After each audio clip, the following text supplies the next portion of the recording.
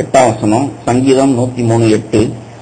கர்த்தர் உருக்கமும் இரக்கமும் நீடிய சாந்தமும் மிகுந்த கிருபையும் உள்ளவர். 13, தகப்பன் தன் பிள்ளைகளுக்கு இறங்குகிறது போல கர்த்தர் தமக்கு பயந்தவர்களுக்கு இறங்குகிறார்.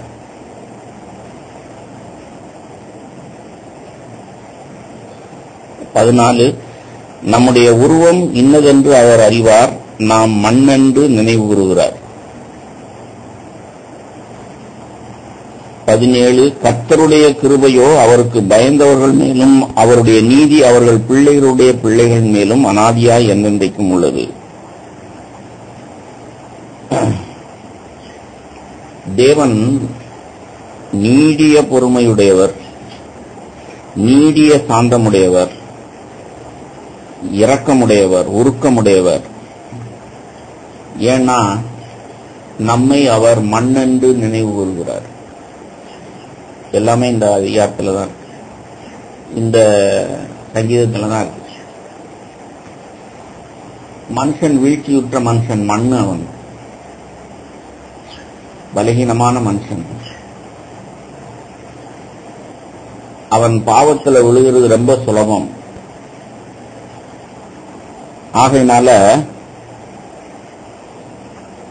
என்ன எழுதியிருக்கு? 10ஆம் வசனம், அவர் நம்முடைய பாவங்களுக்கு தக்க நமக்கு செய்யாமலும் நம்முடைய அக்கிரமங்களுக்கு தக்கதாக நமக்கு சரி கட்டாமலும் இருக்கிறார். பூமிக்கு வானம் எவ்வளவு உயரமா இருக்கிறதோ அவருக்கு பயப்படுகிறவர்கள் மேல் அவருடைய கிருபையும் அவ்வளவு பெரிதா இருக்கிறது. அப்போ தேவன் ஏன் பொறுமையா இருக்கிறார்? நீடிய தயவா இருக்கிறார், திரும்ப திரும்ப மன்னிக்கிறார். நாம மண்ணுன்னு அவருக்கு தெரியும்.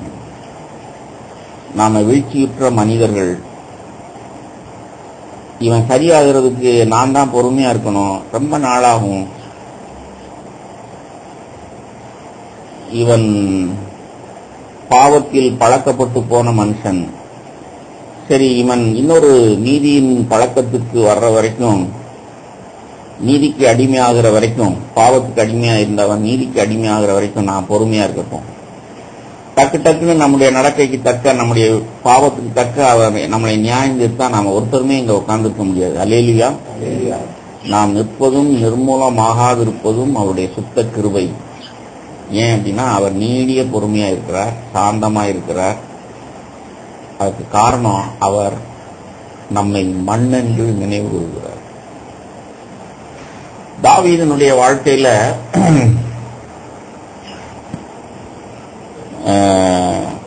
நான் இந்த காலையில தியானிச்சேன். இதுவரைக்கும் பார்க்காத ஒரு கோணத்தில் அவனுடைய வீழ்ச்சியை நான் பார்த்தேன். அதாவது 2 சாமுவேல் இல்ல, அவனுடைய வீழ்ச்சி இல்ல, தேவன் அவனிடத்துல எப்படி, அவனிடத்துல என்ன எதிர்பார்த்தார்? அதாவது அவனுடைய பாவம் என்னன்னு அவர் தீர்க்கதரிசியின் மூலமாய் என்ன சொல்லுகிறார்?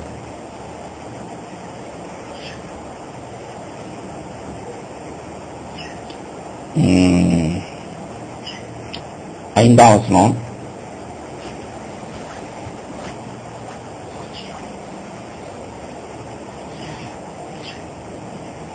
இது எல்லாம் நமக்கு தெரியும். அதாவது தாவீது பாவம் செய்கிறான்.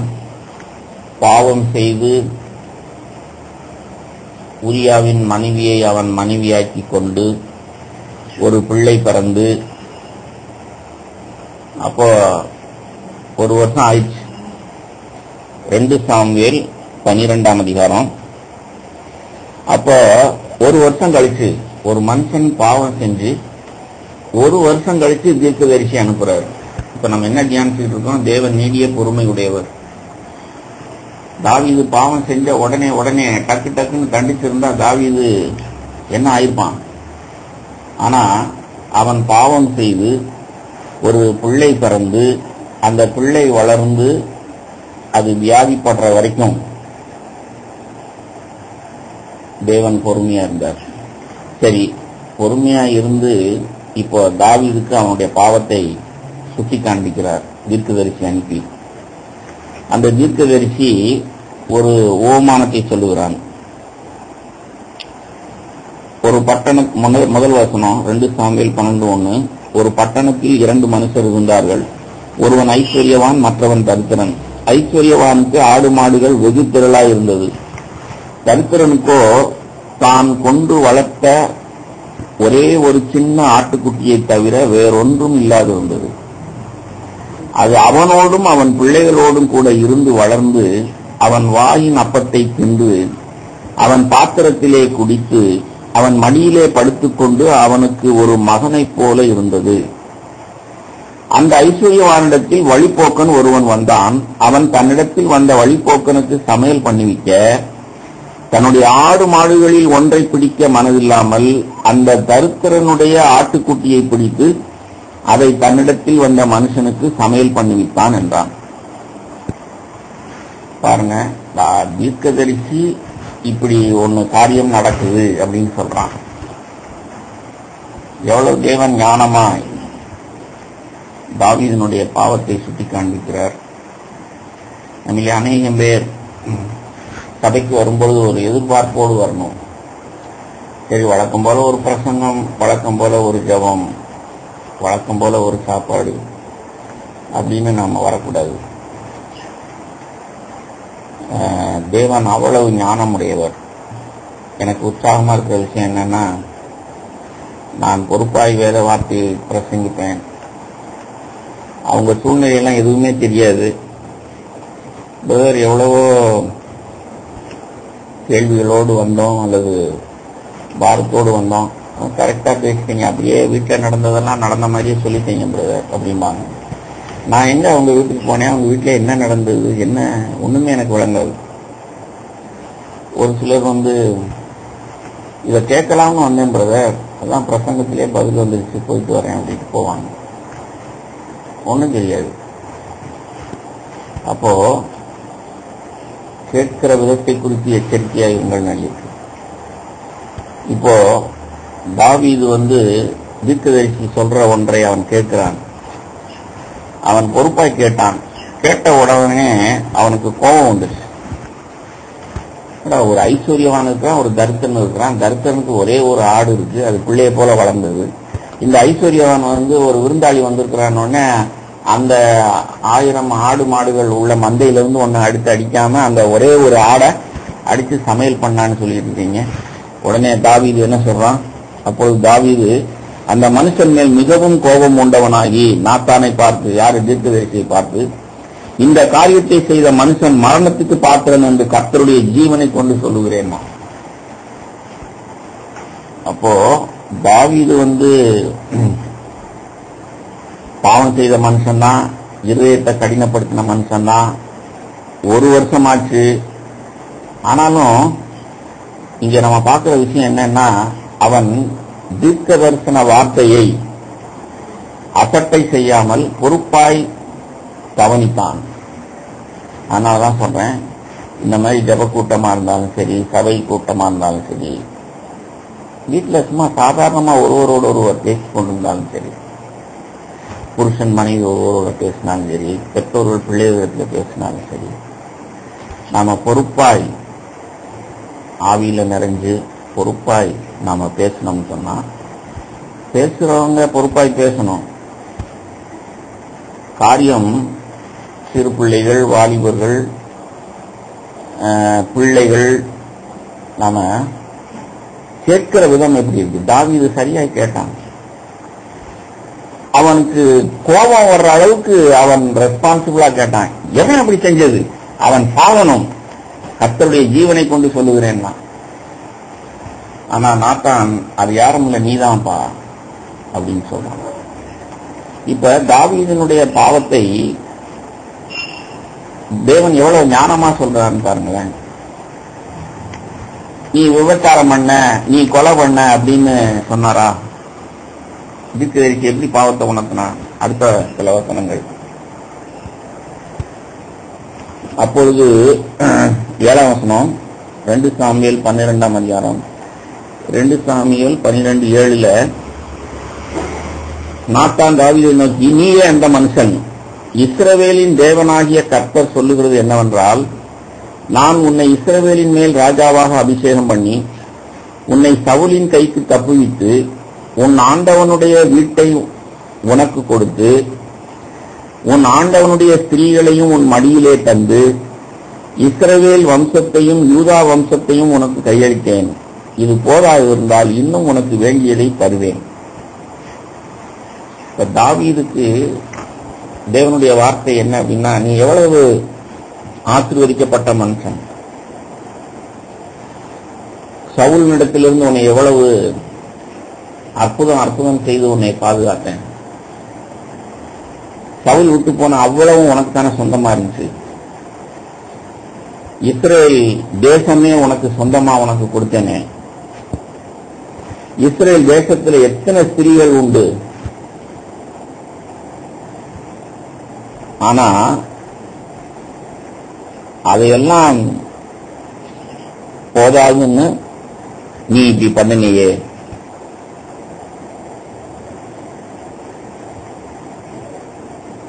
ஒன்பதாம் வசனம் பாருங்க, 2 சாமுவேல் 12:9. ஏத்தியனாகிய உரியாவை நீ பட்டயத்தால் மடிவித்து அவன் மனைவியை உனக்கு மனைவியாக எடுத்துக்கொண்டது. இப்போ ஒரு மனுஷன் இன்னொருவருடைய மனைவியை எடுத்துக்கொண்டான். அதை மனுஷருக்கு முன்பாக மிக யோக்கியமாய் யாருக்கும் தப்புன்னு படாதபடிக்கு செய்தான். அவன் நினைச்சுக்கிட்டான், என்னுடைய அக்கிரமம் யாருக்கும் தெரியாது அப்படின்னு. ஆனா 1 வருஷம் கழிச்சு தீர்க்கதரிசியின் மூலமாய் இப்படி செய்யலாமா நீ அப்படின்னு கேட்டார். இப்ப என்னுடைய கேள்வி என்னன்னா, அல்லது நாம் தியானிக்கிற சத்தியத்தின்படி தேவன் நீடிய பொறுமையா இருக்கிறார் அப்படின்னா எவ்வளவு பொறுமையா இருந்தார் தாவீதின் மேல? 1 வருஷம்.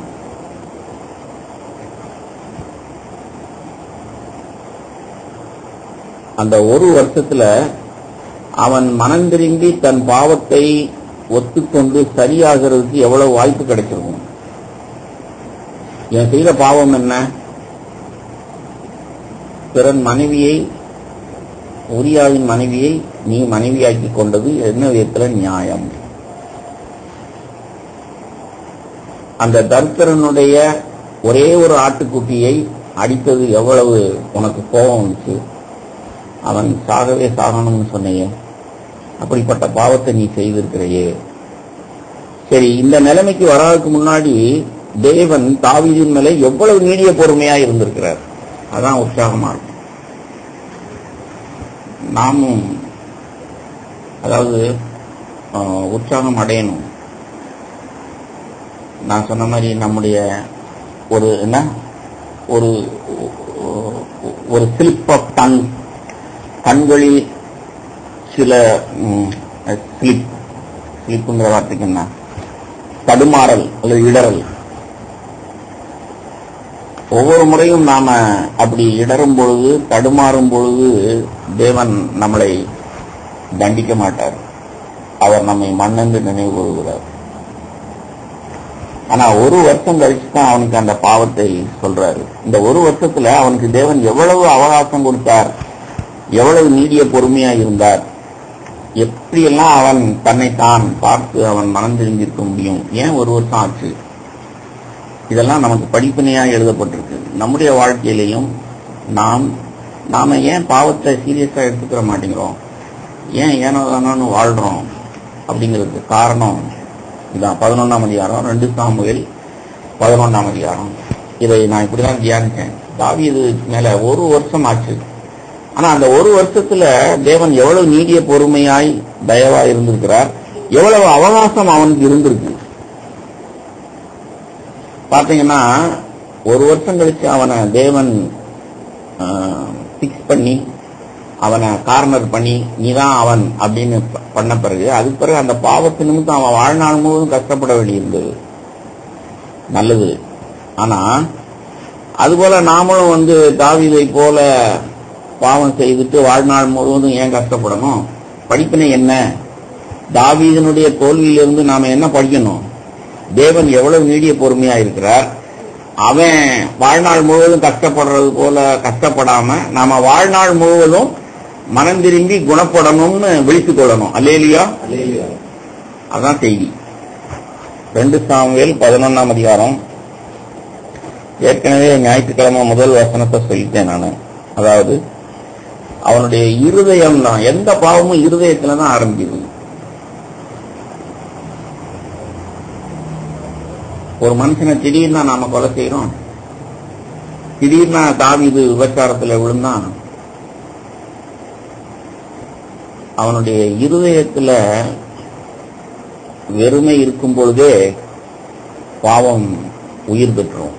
வாலிபர்கள் பிள்ளைகள் எல்லாம் ஜாக்கிரதையா இருக்கணும். அதாவது idle mind is devil's workshop அப்படிம்பாங்க. அப்படின்னா என் இருதயம் வெறுமையா இருந்ததுன்னா அங்கே சாத்தான் விதைக்கிறதுக்கு பண்படுத்தப்பட்ட இருதயமாய் போயிருது. அதாவது ரெடி டு இன்வெஸ்ட். நம்முடைய பாஷையில, இந்த காலத்து பாஷையில, மச்சான் போர் அடிக்குதுடா அப்படின்னா வெறுமையா இருக்கிறோம்னு இருக்கும். ஸ்கூலா இருக்கட்டும், காலேஜா இருக்கட்டும், ஒண்ணுமே செய்யாம இருக்கிறவங்க தான் போர் அடிக்குது, ஏதாவது செய்வோம் வா அப்படிமாங்க. அப்போ என்ன செய்யணும்? வேலை ஸ்தலமா இருக்கட்டும், ஸ்கூலா இருக்கட்டும், காலேஜா இருக்கட்டும், இந்த இது ஞாபகம் வரணும். சும்மா இருக்கும்போது என்ன நடக்கும்? ஒரு மனுஷன் செய்ய வேண்டிய நேரத்தில் ஒன்ன செய்யணும். தாவீது யுத்தம் செய்ய வேண்டிய காலம் அது. ராஜாக்கள் யுத்தத்திற்கு புறப்படும் காலம் வந்தபோது, ஒரு வருஷத்துல ஒருவேளை அது 3 மாசமா இருக்கலாம். அக்டோபர், நவம்பர், டிசம்பரா இருக்கலாம். அப்போ படிக்கிற காலத்துல நான் படிக்கணும், எழுதுற காலத்துல நான் எழுதணும், சபைக்கு போற நேரத்துல நான் சபைக்கு போகணும், வேலைக்கு போற நேரத்துல வேலைக்கு போகணும். அந்தந்த காலத்துல நாம அதை செய்தோம்னு சொன்னாலே, இன்னைக்கு போர் அடிக்குது, இந்த லேசா மழை பெஞ்சுக்கிட்டு இருக்கு, என்ன ஜெபம், பேசினதே திருப்பி பேசிட்டு இருப்பாங்க. பிரபாகர் பிரதர் வேற வர்றாராம், அவர் என்னத்தாவது பேசிட்டு போட்டோம் அப்படின்னு சொல்லிட்டு இறுக்கி பொத்தி வீட்டிலே படுத்துன்னு தான். அதாவது பாவம் வெறுமையா இருக்கும் பொழுதுதான் தாவீது யுத்த காலத்தில் யுத்தத்துக்கு போகாமல் இருந்ததுதான் அவனுடைய வீழ்ச்சி. படிக்க வேண்டிய காலத்துல நான் படிக்கணும், எதை எந்தெந்த காலத்துல செய்யணுமோ அதை செய்யணும். சரி, அது ஃபர்ஸ்ட் ஸ்டெப். தேவன் நீடிய பொறுமையா இருக்கிறார். என்ன தியானிச்சுட்டு இருக்கிறோம்? நம்முடைய அக்கிரமத்துக்கு தக்க அவர் நம்மை தண்டிக்கல. அப்ப முதல் படி, நாம கஷ்டப்பட்டுக்கிட்டு உட்காந்துருக்காங்க. இப்படி ஒரு ஆள் வந்து உட்காருங்க, இப்படி ஒரு ஆள் வந்து உட்காருங்க. என்னமோ மகாராஜா மாதிரி ஒரு பெரிய சோபா செட்டை போட்டு விட்டேன்.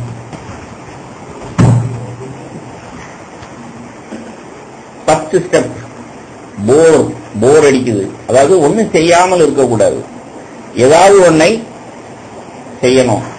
கொலோசியர்ல ஞாயிற்றுக்கிழமை பிரசங்கத்தை என்ன கேட்டோம்? எதை செய்தாலும் தேவனுடைய நாமத்திலே. தூங்குனா கூட தேவனுடைய நாமத்துல தான் தூங்கணும், தெரியுமா உங்களுக்கு?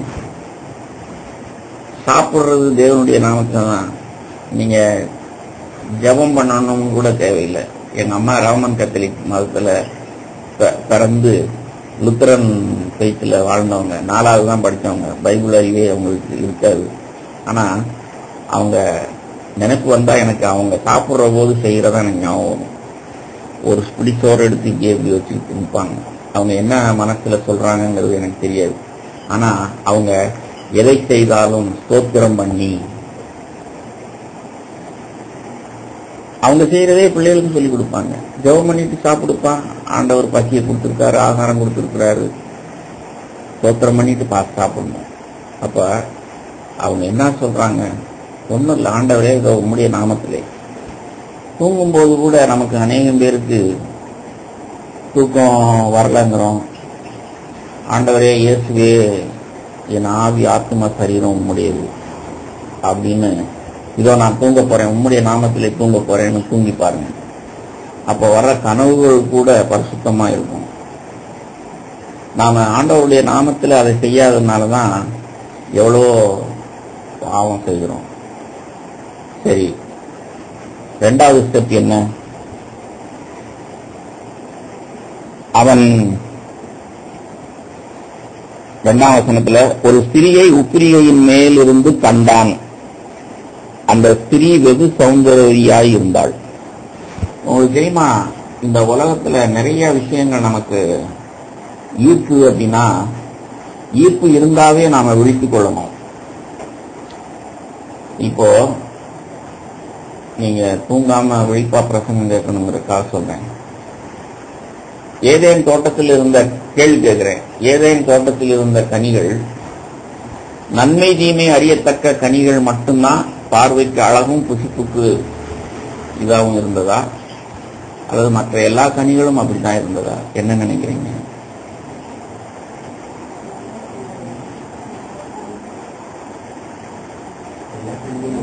இதை வாசிட்டு கேட்டோடனே குழப்பம் வருது. அதாவது அட்ராக்ஷனா எடுத்து பாருங்க. ஆதியாகமம்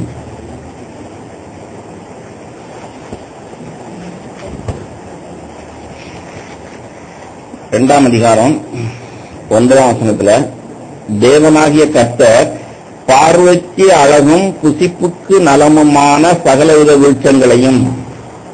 அப்ப தேவன் உண்டு பண்ண எல்லா மரமுமே பார்வைக்கு அழகும் புசிப்புக்கு. அப்போ 3ஆம் அதிகாரத்துல 6ஆம் வசனத்துல, அப்பொழுது ஸ்திரியானவள் அந்த விருட்சம் புசிப்புக்கு நல்லதும் பார்வைக்கு இன்பமும் புத்தியை தெளிவிக்கிறதற்கு இச்சிக்கப்படத்தக்க விருட்சமாய் இருக்கிறது என்று கண்டு அப்படின்னு எழுதியிருக்கு. இப்ப 2 சாமுவேலுக்கு வந்தீங்கன்னா, ஒரு ஸ்திரியை உப்பிரிகையின் மேலிருந்து கண்டான், அந்த ஸ்திரீ வெகு சௌந்தர்யாய் இருந்தாள். அப்போ தேவன் படைத்தது எல்லாமே அழகா இருக்கும், இன்பமா இருக்கும். எப்போ? அதனதன் காலத்திலே நாம் அதை செய்தால். நீங்க போய் ஜீவ விருட்சம் நடுவில் தான் 2 மரம் இருந்துச்சு. இந்த ஆதாம் ஏவாளும் போய் ஜீவ விருட்சத்தின் கனியை பார்த்தாலும் அதுவும் அழகா தான், பார்வைக்கு இன்பமாய் புசிப்புக்கு பிரியமா தான் இருந்திருக்கணும்.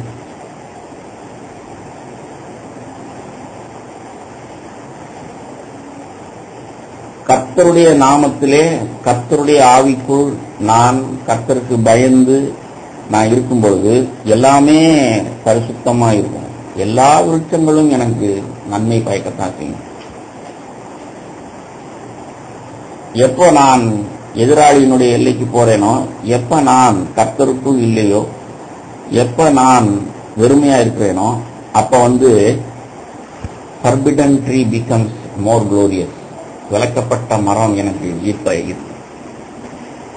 வாலிபர்களுக்கு நம்ம எல்லாருக்குமே எச்சரிக்கை அப்படின்னு சொன்னா, குடும்பமாய் இருக்கிறவர்களா இருந்தாலும் சரி, வாலிபர்களா இருந்தாலும் சரி, நான் அடிக்கடி சொல்ற மாதிரி, வாலிபர்களா இருக்கும்போது நாம ஏன் வாழ்க்கை துணையை பற்றி யோசிக்கணும், யாரை கல்யாணம் பண்றது? படிக்கிற காலத்துல வாலிபர்கள் கூட்டத்தை சொன்ன மாதிரி, படிக்கிற போது இன்னும் 10 வருஷம் கழிச்சு இருக்கிறத பத்தி இப்ப நான் யோசித்தேன்னு சொன்னா, இப்ப நான் என்ன செய்யறேன், ஏவாளை போல ஃபர்பிடன் ட்ரீக்கு முன்னாடி உட்கார்ந்துட்டு இருக்கேன். இப்ப அது எனக்கு ரொம்ப வசீகரமா தான் தோணும். ஆனா தேவன் படைத்தது எல்லாமே வசீகரம் தான். எப்படி பார்க்கணும் அப்படின்னா, நிச்சயமா நான் திருமண வயது வரும்பொழுது, திருமண வயதிலே எனக்கு ஒரு ஸ்திரியை, ஒரு மனுஷனை எனக்கு தேவன் கொடுப்பார். அப்பொழுது என்னுடைய குடும்ப வாழ்க்கை மிக சுவாரஸ்யமா இன்பமா இருக்கும். ஆனா இப்ப நான் என்ன செய்யக்கூடாது, விளக்கப்பட்ட கனியை பார்த்தேன்னா இப்ப அது எனக்கு ரொம்ப அட்ராக்டிவா இருக்கும். ஈவன் எத்தனை மனைவி இருந்தாங்க, எத்தனை மனையாட்டிகள் இருந்தாங்க, யாராவது ஒருத்தரை பார்த்திருக்க வேண்டியதான வீழ்ச்சியினுடைய நான் மண் என்று நினைவு கூறுகிறார். முதல்ல அநேகம் பேர் நாம எவ்வளவு பலகீனமான மனிதர்கள்னே நமக்கு தெரிய மாட்டேங்குது. அதான் பிரச்சனை.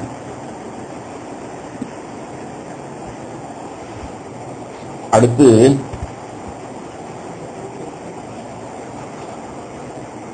எவ்வளவு அவகாசம் கொடுக்கிறான்னு பாருங்க.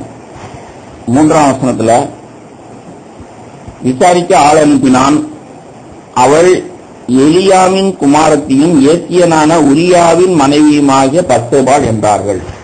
யாரோ 2 பேர் போய் விசாரிச்சு சொன்னாங்க அது யாருன்னு. தாவீது என்ன சொல்றாங்க, அது இன்னாருடைய மனைவின்னு பேரை சொல்லி சொல்றாங்க. இந்த படுவா ராஸ்கல் என்ன செஞ்சிருக்கணும்?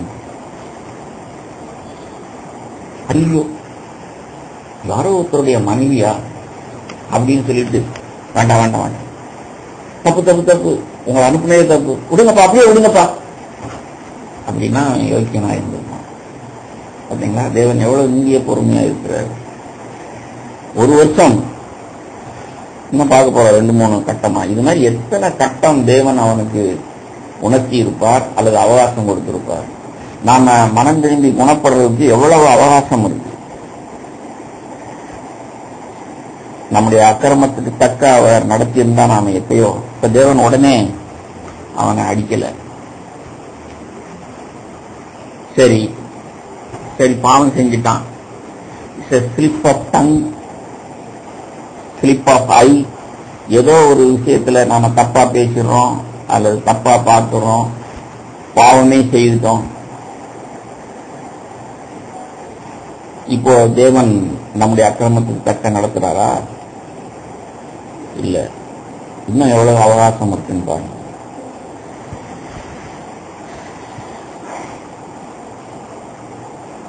அந்த ஸ்திரீ கற்பம் தரித்து, 5ஆம் வசனம் அடுத்த செய்தி வருது. கற்பம் தரித்திருக்கிறேன்னு சொல்லி ஆள் அனுப்பினாள்னு எழுதியது. பாவம் செய்த உடனே இதுக்கு எவ்வளவு நாள் ஆயிருக்கும்? நான் யோசித்து பார்க்கிறேன். மெடிக்கல் நாலேஜ் படி 1 மாசம் வர வேண்டிய பெண்களுக்கு வர வேண்டிய மாதவிடாய் வரவில்லை. 1 மாசம் கழிச்சு குழந்தை உண்டாயிருக்குமோ, உண்டாயிருச்சு, வரல அப்படின்னு சொல்லி அனுப்புறோம். இப்ப தாவீதுக்கு எவ்வளவு நாள் ஆயிருக்கு மனம் திரும்புறதுக்கு? 1 மாசம். பாவம் செஞ்ச பிறகு 1 மாசம். சரி, அப்படி செய்தி வந்தோடனே ஒரு ராத்திரியில அல்லது ஒரு சாயங்காலத்துல நான் ஸ்லிப் ஆஃப் ஐஸ், என்னுடைய கண்களை இடற செய்ததுனால, தவற விட்டதுனால எவ்வளவு பெரிய தப்பு நடந்து போச்சு அப்படின்னு அவன் நெத்தியில அடிச்சுட்டு அவன் மனம் திரும்பி இருக்கலாமே 1 மாசம் கழிச்சு. ஆனா அவன் செய்யல. நம்முடைய வாழ்க்கையில தேவன் எவ்வளவோ அவகாசங்களை கொடுக்கிறார். ஒரு பாவத்துக்கு இல்லை. இப்ப நீங்க தாவீது செய்த பாவத்தை மட்டும் யோசிக்க கூடாது. எல்லா பாவத்தையும் நாம மனம் திரும்பும்படிக்கு அவகாசம் கொடுக்கிறார். அதுல தாவீதினுடைய மனசாட்சியை உரியாவை வைத்து தொட்டார். உங்களுக்கு தெரியுமா ஏன் சபை கூடி வர்றோம் தெரியுமா? அதாவது ஒருவர் கவனிப்புன்னு எழுதியிருக்கு புதிய ஏற்பாட்டுல. சபை கூடுவதை விட்டு விடாமல் ஒருவர் கவனிப்பு எங்க இருக்கு? எபிரேயர்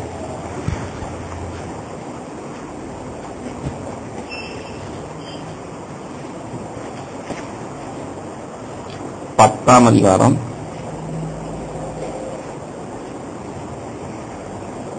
24-25. எபிரேயர் 10:24-25. மேலும் அன்புக்கும் நற்கிரியைகளுக்கும் நாம் ஏவப்படும்படி ஒருவர் கவனித்து சபை கூடி வருதலை சிலர் விட்டு விடுகிறது போல நாமும் விட்டு விடாமல் ஒருவருக்கொருவர் புத்தி சொல்ல கடவோம்.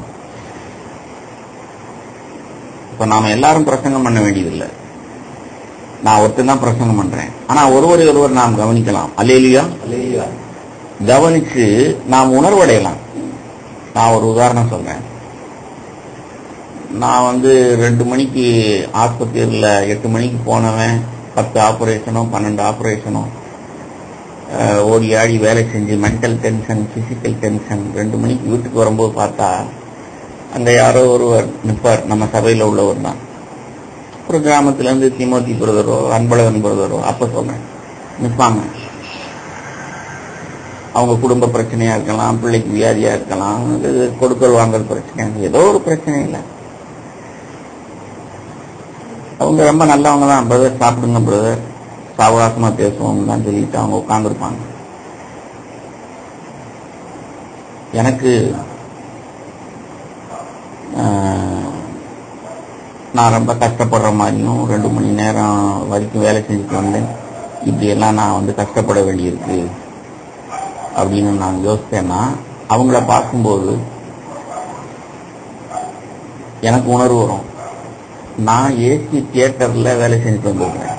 இந்த திமோத்தியோ இந்த அன்பழகனோ கொத்தனாராவோ பெயிண்டோ அடிச்சுக்கிட்டு இருந்தவங்க வெயில்ல வேலை செஞ்சுட்டு தானே இடையில வந்திருக்காங்க சாப்பாட்டு வேலையில. நீ ரொம்ப அழுத்துக்கிற, ரொம்ப கஷ்டப்பட்டு வேலை செஞ்ச மாதிரி. அவங்க பார்த்த உடனே எனக்கு இருக்கிற என்னுடைய கஷ்டம், என்னுடைய முறுமுறுப்பு, என்னுடைய கம்ப்ளைண்ட் அப்படியே பறந்து போயிடுது.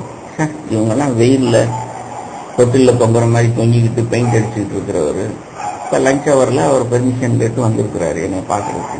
நான் என்னமோ கஷ்டப்பட்டு வேலை செஞ்சுட்டு வந்தேன், சாப்பிடக்கூட நேரம் இல்லாம இப்படியெல்லாம் நான் ஊழியம் செய்ய வேண்டியிருக்கேன். முட்டாள். இப்படி தேவன் என்னை திட்டினது அந்த பிரதருக்கு தெரியாது. ஆனா அவரை பார்த்த உடனே என்னை தேவன் திட்டார். ஒருவர் கவனித்து பாவத்தின் வஞ்சனையினால் கடினப்பட்டு போகாதபடிக்குங்கிற வார்த்தை நிறைவேறுது. அல்லேலூயா. நாமும் சபை கூடி வந்தா இதெல்லாம் தேவன் நமக்கு செய்வார். நாம ரொம்ப பெரிய பண கஷ்டத்தில் இருக்கிற மாதிரி நினைச்சிட்டு இருப்போம். இன்னொருத்தர் நம்மளை விட ஏழ்மையில இருக்கிறவர் அவர் எவ்வளவு நீதியா நேர்மையா உண்மையா இருக்கிறாருங்கிற தேவன் நமக்கு உணர்த்துவார். இதான் அர்த்தம். ஒரு கவனித்து இப்ப தாவீதினுடைய கதைக்கு வரும். 2 சாமுவேல். இவன் உரியாவை கவனிச்சிருக்கணுமா இல்லையா? 2 சாமுவேல் 11ஆம் அதிகாரம்.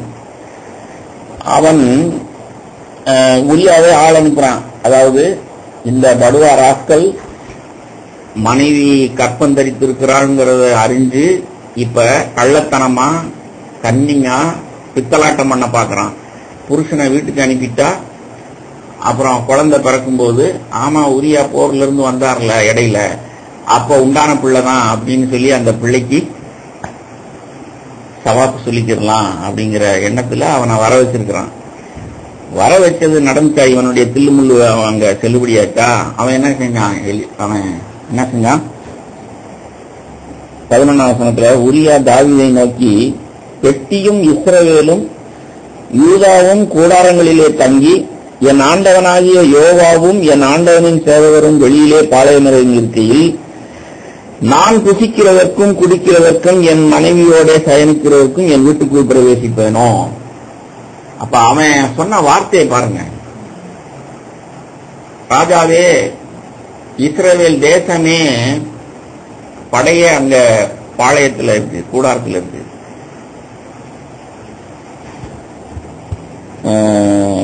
எல்லாரும் அங்க கஷ்டப்பட்டுக்கிட்டு இருக்கிறாங்க. நான் போய் ஏதோ நீங்க கூப்பிட்டீங்கிறதுக்காக வந்திருக்கிறேன். இப்ப நான் போயிட்டு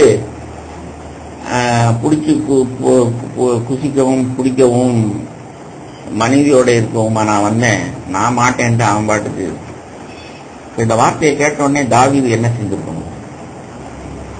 நான் யுத்தத்துக்கு போற வேண்டிய காலத்துல நான் யுத்தத்துக்கு போகாம இருந்தேன், அதனால நான் பாவம் செஞ்சேன். இவன் யுத்தத்துல இருக்கிறவன் வீட்டுக்கு வந்தும் கூட வீட்டுக்கு போடான்னு சொல்லியும் கூட போகாமல் இருக்கானே. இப்படிதான் சபை நம்மை பாதுகாக்கணும். ஏன் சபை கூடணும்? தாவீது உரியாவை பார்த்து அவன் உணர்வு அடைஞ்சிருக்கணும். தேவன் எவ்வளவு நீடிய பொறுமையா இருக்கிறார். நான் எப்படி இருக்கிறேன், இவன் எப்படி இருக்கிறான். அது ஒரு நாள் அல்ல, 2 நாள். முதல் நாள் அவன் போக மாட்டேன்ட்டான். 2வது நாள் இந்த படுவா ராஸ்கல் தாவீது இன்னும் கள்ளத்தனம் பண்றான். என்ன கள்ளத்தனம் பண்றான்? அவனுக்கு சாராயத்தை ஊட்டி கொடுக்குறான். அடுத்த வசனம்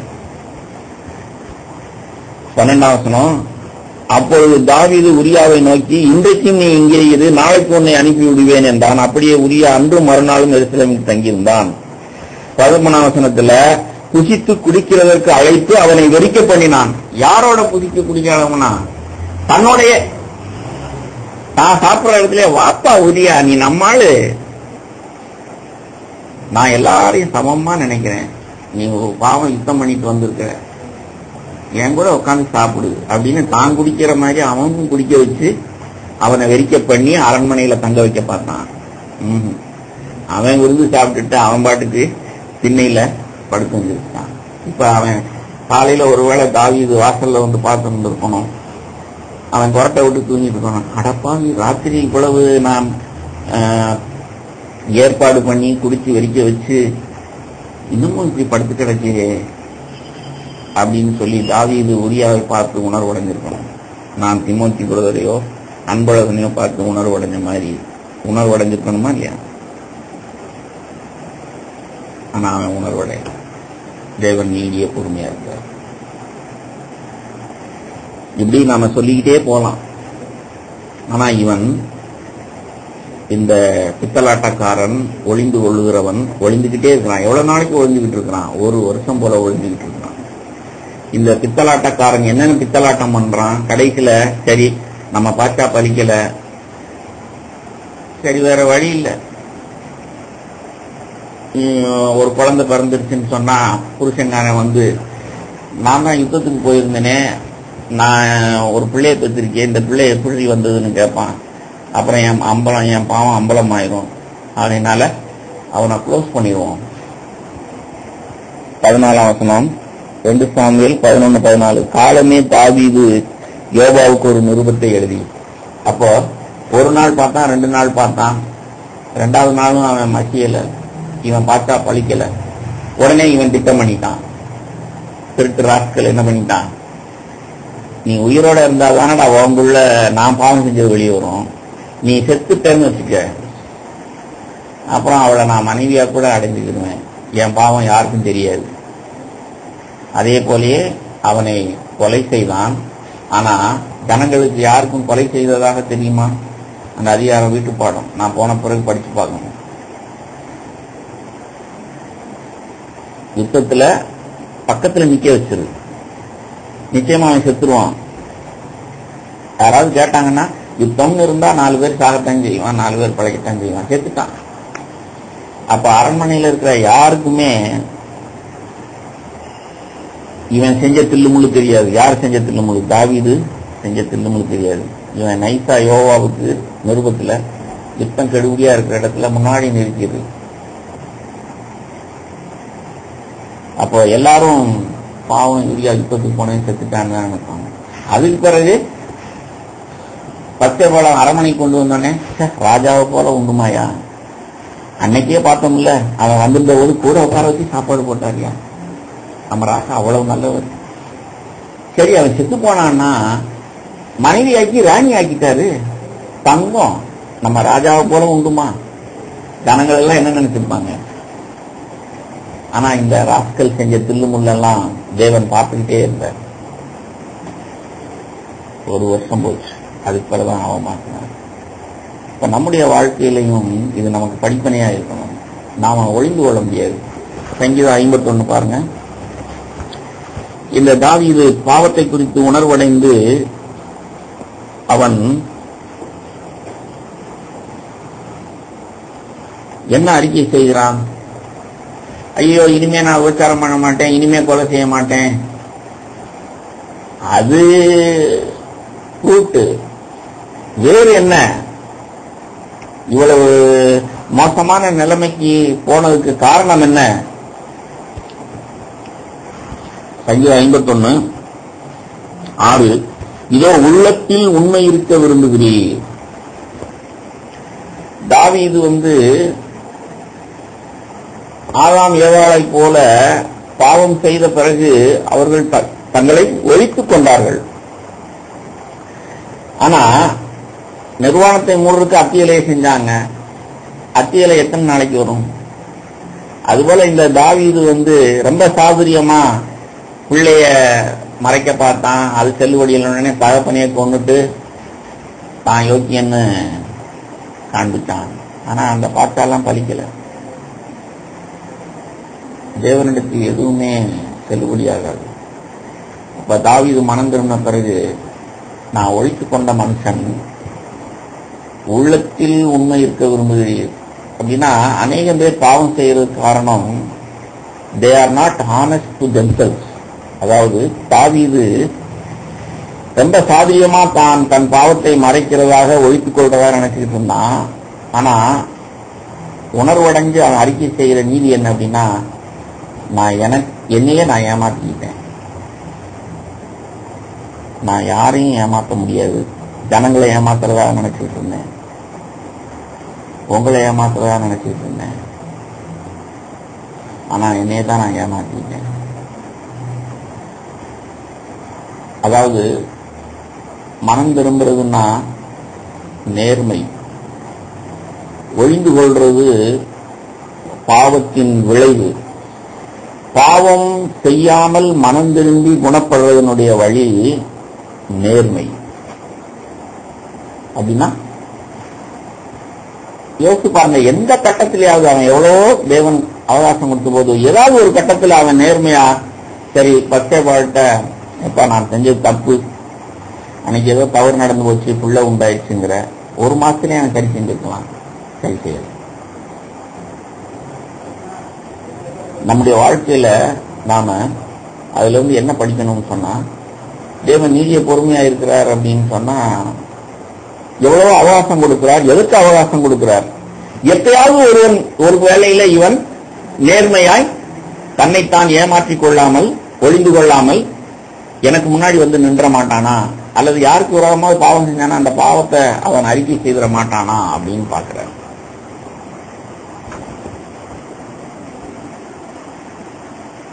அதாவது பாவத்தில் விழுகிறது கூட தப்பு இல்லை, பெரிய விஷயம் கிடையாது. பாவத்தை மறைக்கிறது தான் பெரிய தப்பு.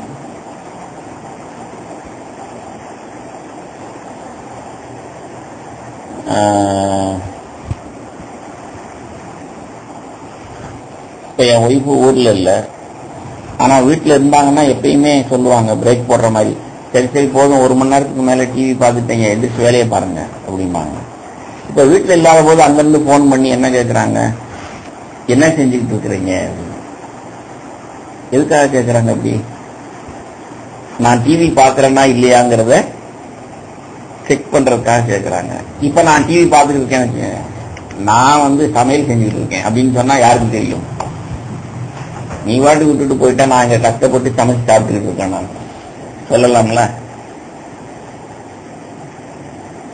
டிவி தான் பார்த்துக்கிட்டு இருக்கிறேன். அப்போ எப்போ ஒரு மனுஷன் நேர்மை ஆகிறானோ அப்போ பிரச்சனையே வர்றதில்லை. சின்ன விஷயமா இருக்கட்டும் பெரிய விஷயமா இருக்கட்டும். அதுதான் டிவி தான் பார்த்துக்கிட்டு இருக்கீங்களா, சரி சரி நாளைக்கே வர்றேன், நீங்க பார்க்கறத பார்ப்பேன். அப்போ புருஷன் மனைவி உறவு சரியாயிருது. என் மனைவி என்னை கண்டிக்கிறாள், அவருடைய கண்டிப்புக்கு நான் இணங்கி நான் என்னை பாதுகாத்துக் கொள்றேன். இப்படிதான் ஒரு பாதுகாக்கணும், சபையிலையோ வீட்டிலையோ. ஆனா நான் இப்ப சொன்ன மாதிரி அவ அங்க இருக்கு, அவளுக்கு என்ன தெரியும் அப்படின்னு சொல்லிட்டு நான் ஒன்னும் டிவி பார்க்கல, நான் சமையல்ல செஞ்சுட்டு இருக்கேன் அப்படின்னு சொன்னா இப்ப நான் யாரை ஏமாத்துறேன்? என் மனைவியே இல்லை, என்னையே நான் ஏமாத்துகிறேன். இந்த தாவீது 1 வருஷமா தன்னையே ஏமாற்றி கொண்டிருந்தான். அதனாலதான் மனம் திரும்பின பிறகு என்னையே நான் ஏமாற்றிட்டு இருந்த மனுஷன், என் உள்ளத்தில் நான் உண்மைய பேசாம என் உள்ளத்தில் நான் பொய்யை பேசி என்னையே நான் ஏமாற்றி கொண்டிருந்தேன். யோசிச்சு பாருங்க. சின்ன பிள்ளைகள் நம்ம சபையில என்ன நீதியை போதிக்கிறோம், அல்லது நம்ம என்ன செய்யணும், பெற்றோர்கள் 1-2 பிள்ளைகளை வச்சிருக்கிறவங்க என்ன சொல்லணும்? இப்ப படிப்பினை என்ன? நீ பாவம் செய்யறது பெரிய விஷயம் கிடையாது, ஆனா பாவத்தை மறைச்சேன்னாதான் அப்பா துக்கப்படுவேன். பொய் சொல்லிட்டேன்னாதான் நான் ரொம்ப துக்கமாவேன். நாம எல்லாரும் மண்ணுதான். உன் வயசுல நானும் உன்னைய மாதிரி பாவம் செஞ்சவன் தான். பாவம் செய்யறது பெரிய விஷயம் கிடையாது, ஆனா பாவத்தை மறைக்க கூடாது. தாவீதுல இருந்து நாம படிக்கிறோம். உள்ளத்தில் உண்மை இருக்க விரும்புகிறீர். நான் நேர்மையா, எனக்கு நேர்மையா நான் இருக்கணும். இப்ப பொருளாசையா இருக்கிற சமீபத்துல நான் கண்டுபிடிச்சது, இப்ப கடைசி பையன் படிக்கிறான், இன்னும் 3 வருஷம் படிக்கணுங்கிறான், PhD பண்ணணுங்கிறான். அப்ப 3 வருஷம் நான் வேலை செய்யணும், 3 மாசத்துல கான்ட்ராக்ட் முடியுது. எப்படி ஆகிலும் நான் நல்ல பிள்ளையா அவங்களுக்கு நடந்து திருப்பி 6 மாசத்துக்கு ஒரு எக்ஸ்டென்ஷன் வாங்கி அவன் படிச்சு முடிக்கிற வரைக்கும் நான் 3 வருஷம் வேலை செஞ்சிடணும், சம்பாதிச்சிடணும்.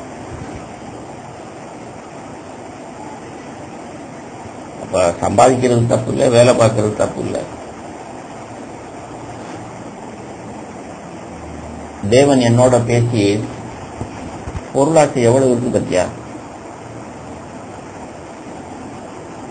உன்னுடைய பொருளாசை எவ்வளவு இருக்கு,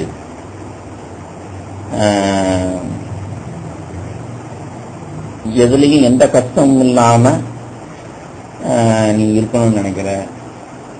அப்போ நான் நேர்மையா இருந்தேன்னா என்னுடைய பொருளாசை எனக்கு தெரியும். நான் நேர்மையற்றவனா இருக்கும் பொழுதுதான் நான் பித்தலாட்டம் பண்ணி அல்லது வளைஞ்சு நெளிஞ்சு கொடுத்து ஒரு தொழிலோ வேலையோ செய்து பணம் சம்பாதிக்கும் உலக மக்களை போல. இப்ப தேவன் என்னோட பேசினார், அப்படிதான் பேசினார். 28 வருஷமா இத்தனை கவர்மெண்ட்ல வேலை செஞ்சிருக்கிற, அபார்ஷனுக்கு அனஸ்தீசியா கொடுக்க மாட்டேன் அப்படின்னு சொல்லி, இப்ப நீ ஒரு ஒன்றை ஆளா இருக்கிற, உனக்கு யாரும் அசிஸ்டன்ட் கிடையாது, இந்த நீதியை எப்படி இங்க நிறைவேற்ற போற?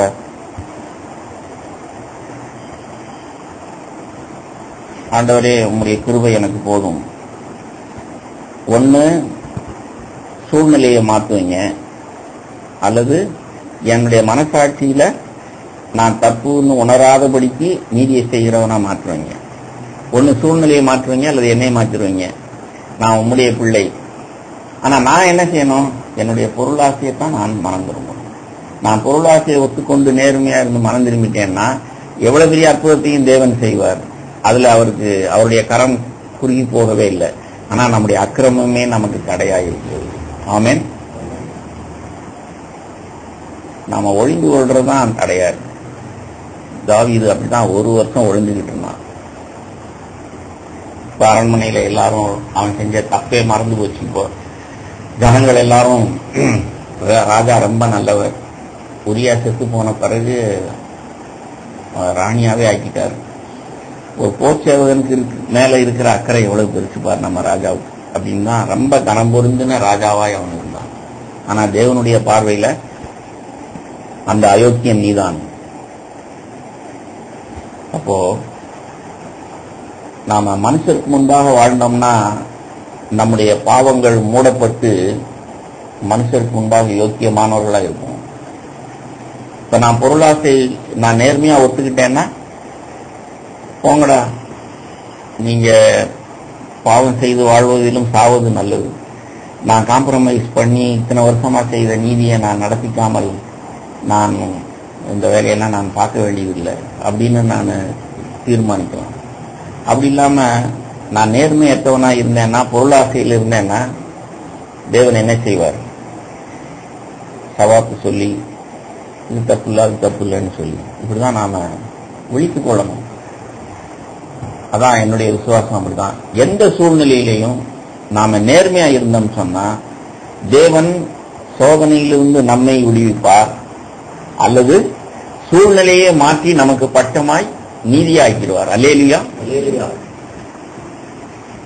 ஆபரேஷன் தியேட்டர் 1 வருஷமா க்ளோஸ் ஆகி லேடி டாக்டர் முதல்ல ஆபரேஷன் பண்ணாங்க.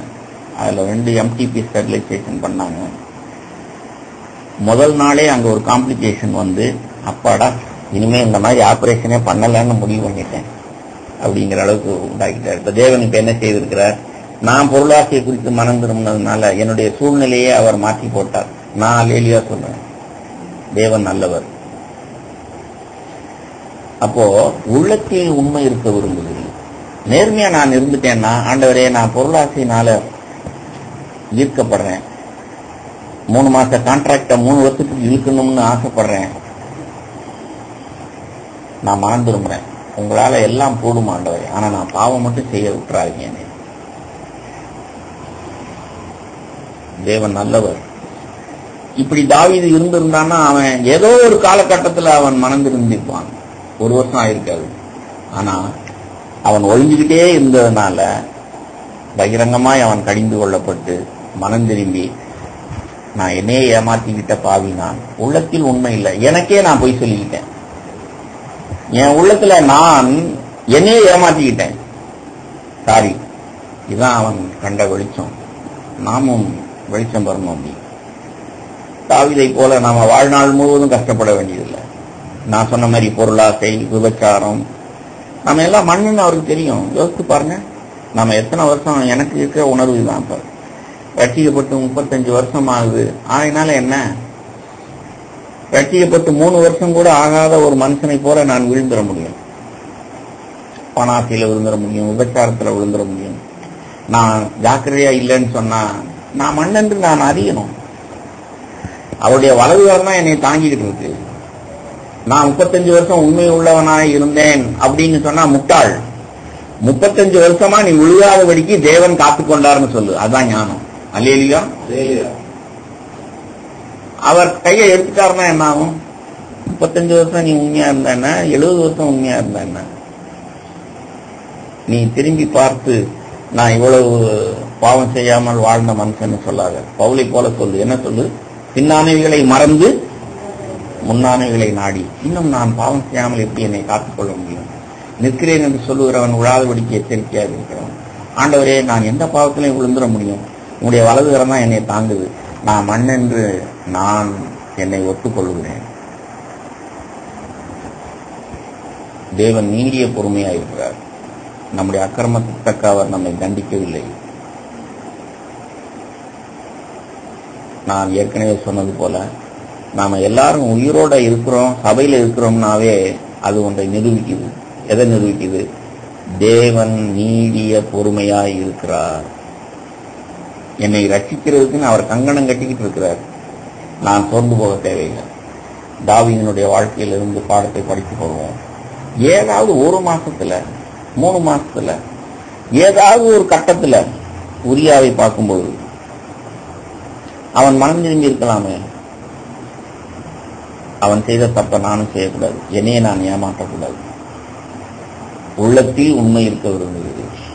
ஆண்டவரே, நான் பொருளாசைக்கார ஆண்டவரே, பொருளாசையினால நான் இப்படி ஆயிடக்கூடாது, என் மேல் இரக்கமாயிருங்க.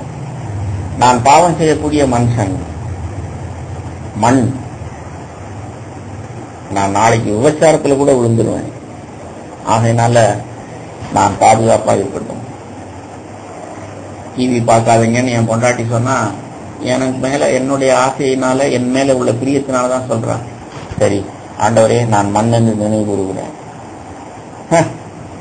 நான் எவ்வளவு அனுபவசாலி, நான் டிவி பார்த்தெல்லாம் பாவம் செய்வேனா என்ன? சும்மா இருக்கு அப்படின்னு சொல்றவன் தான் பாவம் செய்வோம். அதனால நான் தொடாதே ருசி பாராதேங்கிறது நம்முடைய சுவிசேஷம் இல்லை. தேவன் நீடிய பொறுமையாய் இருக்கிறார். நான் விழிப்புள்ளவனாய் இருக்கணும், அப்பொழுது நான் பாதுகாக்கப்படுவேங்கிறதான் சுவிசேஷம். ஆமென்.